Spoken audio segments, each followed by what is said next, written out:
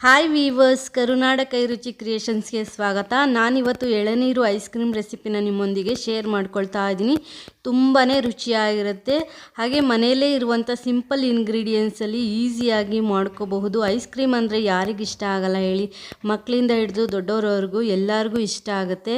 ಹಾಗೆ ನ್ಯಾಚುರಲ್ ಆಗಿ ಮನೆಯಲ್ಲೇ ಸಿಗುವಂಥ ನ್ಯಾಚುರಲ್ ಇಂಗ್ರೀಡಿಯೆಂಟ್ಸಲ್ಲಿ ಮಾಡಿರುವಂಥ ಐಸ್ ಕ್ರೀಮು ತುಂಬಾ ರುಚಿಯಾಗಿರುತ್ತೆ. ಹೆಲ್ತ್ಗೂ ಸಹ ಒಳ್ಳೆಯದು. ಹೇಗೆ ಮಾಡೋದು ಅಂತ ನೋಡೋಣ. ನಾನಿಲ್ಲಿ ಎಳನೀರನ್ನ ತೆಗೆದುಕೊಂಡಿದ್ದೀನಿ. 2 ಎಳನೀರು ಗಂಜಿ ಏನು ಬರುತ್ತೆ ಅದನ್ನ ನಾನಿಲ್ಲಿ ಉಪಯೋಗಿಸ್ಕೊಳ್ತಾ ಇದ್ದೀನಿ. ಸ್ಟವ್ ಮೇಲೆ ಒಂದು ಪ್ಯಾನ್ ಇಟ್ಕೊಂಡಿದ್ದೀನಿ. ಅದಕ್ಕೆ 1 ಕಪ್ ಆಗೋಷ್ಟು ಹಾಲನ್ನ ನಾನಿಲ್ಲಿ ಸೇರಿಸ್ಕೊಳ್ತಾ ಇದ್ದೀನಿ. ಹಾಲನ್ನ ಇಲ್ಲಿ ಕಾಯಲಿಕ್ಕೆ ಬಿಟ್ಬಿಡಿ. ಅಷ್ಟರೊಳಗಡೆ ನಾನು ಒಂದು ಮಿಕ್ಸಿ ಜಾರನ್ನ ತೆಗೆದುಕೊಂಡಿದ್ದೀನಿ. ಅದಕ್ಕೆ ಎಳನೀರು ಗಂಜಿ ಏನು ಬರುತ್ತೆ ಅದು 1 ಕಪ್ ಆಗೋಷ್ಟು ತೆಗೆದುಕೊಂಡಿದ್ದೀನಿ. ಹಾಲು ಏನು ಕಪ್ಪಲ್ಲಿ ತೆಗೆದುಕೊಂಡಿದ್ದೆ ಅದೇ ಕಪ್ ಮೆಜರ್ಮೆಂಟಲ್ಲಿ ತೆಗೆದುಕೊಂಡಿದ್ದೀನಿ. ಹಾಗೆ 1/4 ಕಪ್ಪು ಹಾಲಿನ ಪುಡಿ ತೆಗೆದುಕೊಂಡಿದ್ದೀನಿ. ಹಾಗೆ 1/4 ಕಪ್ಪು ಸಕ್ಕರೆ ಸಿಹಿಗೆ ಅನುಗುಣವಾಗಿ ಸೇರಿಸ್ಕೊಳ್ಳಿ. ಹಾಗೆ ಒಂದು ಚಿಟಿಕೆ ಏಲಕ್ಕಿ ಪುಡಿ, 1/4 ಚಮಚ ಏಲಕ್ಕಿ ಪುಡಿನ ನಾನಿಲ್ಲಿ ತೆಗೆದುಕೊಂಡಿದ್ದೀನಿ. ಹಾಗೆ 1 ಚಮಚ ಆಗೋಷ್ಟು ಅಕ್ಕಿ ಹಿಟ್ಟು ಅಥವಾ ಬೇರೆ ಯಾವುದೇ ಹಿಟ್ಟಿದ್ರೂ ನೀವು ಬಳಸ್ಕೋಬೋದು. ಹಾಗೆ ಸ್ವಲ್ಪ ಎಳನೀರನ್ನ ಸೇರಿಸ್ಕೊಂಡು ನುಣ್ಣಗೆ ಗ್ರೈಂಡ್ ಮಾಡ್ಕೊಳ್ತೀನಿ. ನೋಡಿ, ದೋಸೆ ಹಿಟ್ಟೆಲ್ಲ ಗ್ರೈಂಡ್ ಮಾಡ್ಕೊಳ್ತೀವಲ್ಲ ಆ ರೀತಿ ನುಣ್ಣಗೆ ಗ್ರೈಂಡ್ ಮಾಡ್ಕೊಳ್ಳಿ. ಹಾಲು ಚೆನ್ನಾಗಿ ಕಾಯ್ತಾ ಇದೆ. ನೋಡಿ, ಹಾಲು ಕಾಯ್ತಾ ಇರೋ ಹಾಲಿಗೆ ನಾನು ಗ್ರೈಂಡ್ ಮಾಡ್ಕೊಂಡಿರುವ ಪೇಸ್ಟ್ನ ಸೇರಿಸ್ಕೊಳ್ತಾ ಇದ್ದೀನಿ. ಸುಲಭವಾಗಿ ಮಾಡ್ಕೋಬಹುದು. ತುಂಬಾ ರುಚಿಯಾಗಿರುತ್ತೆ. ನ್ಯಾಚುರಲ್ಲಾಗಿ ಮಾಡುವಂಥ ಐಸ್ ಕ್ರೀಮ್ ಅಂತಲೇ ಹೇಳ್ಬೋದು. ನ್ಯಾಚುರಲ್ ಆಗಿರೋ ಇಂಗ್ರೀಡಿಯೆಂಟ್ಸಲ್ಲಿ ನ್ಯಾಚುರಲ್ಲಾಗಿ ಮನೆಯಲ್ಲೇ ಮಾಡಿಕೊಂಡು ತಿನ್ಬೋದು. ಆರೋಗ್ಯಕ್ಕೂ ಸಹ ತುಂಬಾ ಒಳ್ಳೆಯದು. ಈಗ ಚೆನ್ನಾಗಿ ಮಿಕ್ಸ್ ಮಾಡಿಕೊಂಡು ಸ್ವಲ್ಪನೂ ಗಂಟುಗಳು ಇಲ್ಲದೇ ಇರೋ ರೀತಿ ನೀಟಾಗಿ ಮಿಕ್ಸ್ ಮಾಡ್ಕೊಳ್ಳಿ. ಒಂದು 3 ರಿಂದ 4 ನಿಮಿಷ ಕುದಿಸ್ಕೊಂಡ್ರೆ ಸಾಕು. ಏಕೆಂದರೆ ನಾವು ಗ್ರೈಂಡ್ ಮಾಡ್ಕೊಂಡಿರೋ ಪೇಸ್ಟು ತಿಕ್ಕಾಗಿರೋದ್ರಿಂದ ಹಾಲಿಗೆ ಹಾಕಿದ ತಕ್ಷಣ ತಿಕ್ಕಾಗುತ್ತೆ. ಚೆನ್ನಾಗಿ ಈ ಥರ ಕೈ ಬಿಡದೆ ಮಿಕ್ಸ್ ಮಾಡ್ಕೊಳ್ಳಿ.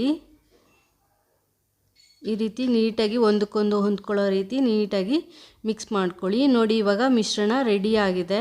ನಾನು ಫ್ಲೇಮ್ ಆಫ್ ಮಾಡಿ ತಣ್ಣಗಾಗಲಿಕ್ಕೆ ಬಿಡ್ತೀನಿ. ತಣ್ಣಗಾದ ನಂತರ ಇದನ್ನ ನಾನು ಮಿಕ್ಸಿ ಜಾರ್ಗೆ ಸೇರಿಸ್ಕೊಳ್ತೀನಿ. ನೋಡಿ, ಇಷ್ಟು ತಿಕ್ನೆಸ್ ಇದೆ ತಣ್ಣಗಾದ ನಂತರ. ಈಗ ಇದನ್ನ ನಾನು ಮಿಕ್ಸಿ ಜಾರ್ಗೆ ಸೇರಿಸ್ಕೊಂಡು ನುಣ್ಣಗೆ ಗ್ರೈಂಡ್ ಮಾಡ್ಕೊಳ್ತೀನಿ. ಒಂದು ಸ್ವಲ್ಪನೂ ಲಂಪ್ಸ್ ಇರಬಾರ್ದು, ಗಂಟುಗಳು ಇರಬಾರ್ದು. ಆ ರೀತಿ ನೀಟಾಗಿ ಗ್ರೈಂಡ್ ಮಾಡ್ಕೊಳ್ಳಿ. ಎಳನೀರು ಮತ್ತು ಹಾಲಿನ ಪುಡಿ ಇದ್ದರೆ ಈಸಿಯಾಗಿ ಮಾಡ್ಕೋಬೋದು ಈ ಐಸ್ ಕ್ರೀಮ್ನ. ನೋಡಿ, ಈ ರೀತಿ ನುಣ್ಣಗೆ ಗ್ರೈಂಡ್ ಮಾಡಿಕೊಂಡ್ರೆ ಸಾಕು. ನೋಡಿ, ಈ ಕನ್ಸಿಸ್ಟೆನ್ಸಿ ಪರ್ಫೆಕ್ಟ್ ಆಗಿದೆ. ನಾನೀಗ ಇದನ್ನು ಒಂದು ಬಾಕ್ಸಿಗೆ ಹಾಕ್ಕೊಳ್ತಾ ಇದ್ದೀನಿ. ಬಾಕ್ಸು ಅಥವಾ ಒಂದು ಕಂಟೈನರ್ಗೆ ಸೇರಿಸ್ಕೊಳ್ಳಿ. Air tight ಕಂಟೈನರ್ಗೆ ಸೇರಿಸ್ಕೊಳ್ಳಿ.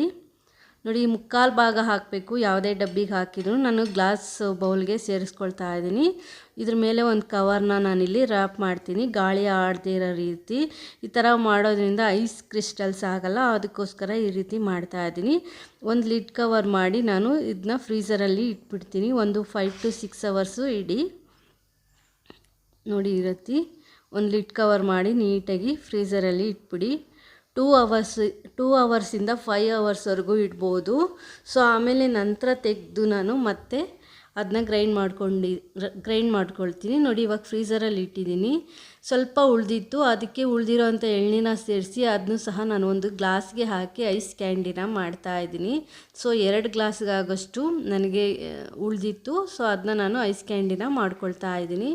ತುಂಬ ಚೆನ್ನಾಗಿರುತ್ತೆ. ನಾವು ಈ ರೀತಿ ಆದರೂ ಮಾಡ್ಕೋಬೋದು. ಗ್ಲಾಸ್ಗೆ ಹಾಕಿ ಕುಲ್ಫಿ ಥರ ಆದರೂ ಮಾಡ್ಕೋಬೋದು. ಅಥವಾ ಆ ರೀತಿ ಐಸ್ ಕ್ರೀಮ್ ಬೇಕು ಅಂದರೆ ಆ ರೀತಿಯೂ ಡಬ್ಬಿಗೆ ಹಾಕಿ ಇಟ್ಬಿಟ್ಟು ಆ ರೀತಿಯೂ ಸಹ ಮಾಡ್ಕೋಬೋದು. 2 ರೀತಿಯಲ್ಲಿ ಸಹ ಮಾಡ್ಕೋಬೋದು. ತುಂಬಾ ಚೆನ್ನಾಗಿರುತ್ತೆ. ನಾನು ಇದನ್ನ ಹಾಕಿ 12 ಅವರ್ಸ್ ಇಡಬೇಕಾಗತ್ತೆ. 12 ಅವರ್ಸು ಫ್ರೀಝರಲ್ಲಿ ಇಟ್ಬಿಡಿ. ಸೊ ನೈಟ್ ಮಾಡಿ ಇಟ್ಟರೆ ಬೆಳಗ್ಗೆ ಈಸಿಯಾಗಿ ನಾವು ತಿನ್ಬೋದು ಅಂತಲೇ ಹೇಳ್ಬೋದು. ನಾನು ಮನೆಯಲ್ಲಿ ಐಸ್ ಕ್ರೀಮ್ ಕಡ್ಡಿ ಇತ್ತು ಅಂತ ಉಪಯೋಗಿಸ್ಕೊಂಡಿದ್ದೀನಿ. ಐಸ್ ಕ್ರೀಮ್ ಕಡ್ಡಿ ಇಲ್ಲಾಂದರೆ ಸ್ಪೂನ್ನ ಹಾಕಿ ನೀವು ಇಡ್ಬೋದು.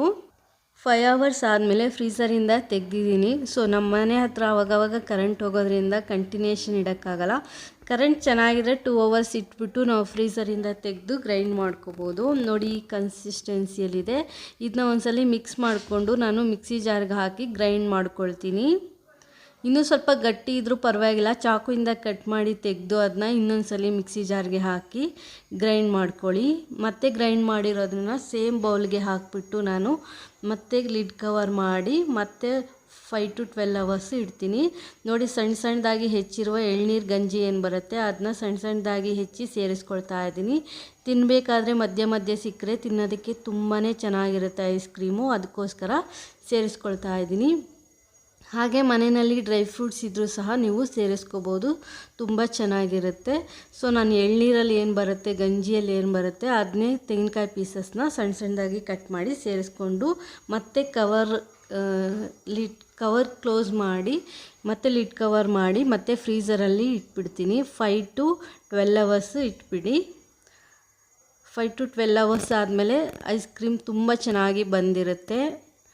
ತುಂಬ ಈಸಿಯಾಗಿ ಮಾಡ್ಕೋಬೋದು, ತುಂಬಾ ರುಚಿಯಾಗಿರುತ್ತೆ. ಮನೆಯಲ್ಲೇ ಈ ರೀತಿ ಐಸ್ ಕ್ರೀಮ್ ಮಾಡ್ಕೊಂಡು ತಿನ್ನೋದ್ರಿಂದ ಆರೋಗ್ಯಕ್ಕೂ ಸಹ ತುಂಬಾ ಒಳ್ಳೆಯದು ಅಂತಲೇ ಹೇಳ್ಬೋದು.